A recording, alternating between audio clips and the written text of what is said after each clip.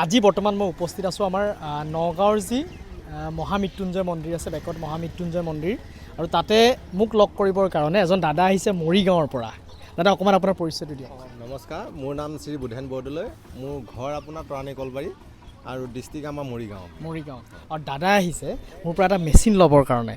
মানে তেখেতে already machine এটা বুকিং কৰি ৰাখিছিলে, কিন্তু কথাটো এনেকুৱা ধৰণৰ আমাৰ গোলাঘাটৰ পৰা ডাইৰেক্ট মৰিগাঁৱৰ গাড়ীৰ ব্যৱস্থাটো নাই।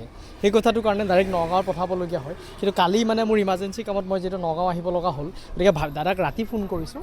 ফোন কৰি পেলাই মই নিজে অহাৰ কথাটো কৈ পেলাই তেখেতক যিহেতু মাতিলোঁ, আৰু তেখেত আহি পেলাই বৰ্তমান মোক ইয়াতে লগ কৰিলে। মেচিনটোৰ বিষয়ে কেনেকৈ গম পালে দাদা? মেচিনটোৰ বিষয়ে এনে সদ্যহতে আপোনাৰ মই ইউটিউবত আপোনাৰ ভিডিঅ'টো দেখিছোঁ, আৰু মই আপোনাৰ যিহেতুকে হাঁহ কেইজনীমান পালি আছোঁ, কিন্তু সেই ভিত্তিত হাঁহে কেতিয়াবা কণী আপোনাৰ উমানি নলয়।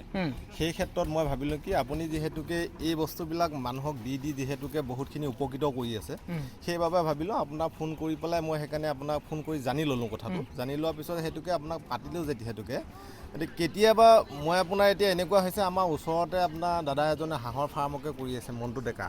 তেখেতৰ পৰা হাঁহৰ কণী লৈ আপোনাৰ ময়ো যাতে তেনেকৈ ফুকাই পেলাই ময়ো যাতে হাঁহৰ বংশ বৃদ্ধি কৰিব পাৰোঁ, সেই ভিত্তিতে মই আপোনাৰ পৰা মেচিনটো লৈছোঁ।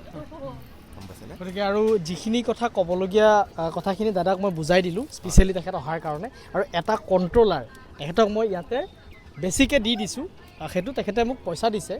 কাৰণ এইকাৰণেই দিছোঁ, কিবা এটা হ'লে আমি ডাইৰেক্ট মৰিগাঁৱলৈ মই পঠোৱাৰ কোনো ব্যৱস্থা নাই। আজি মই আৰু এটা মেচিন এতিয়া লগ কৰিম ৰহাৰ, তাৰ এটা কণ্ট্ৰলাৰ অকণমান ডিষ্টাৰ্ব দিছে, গতিকে সেইটো মই লগ কৰিবৰ কাৰণে তেখেতক মই মাতিছোঁ।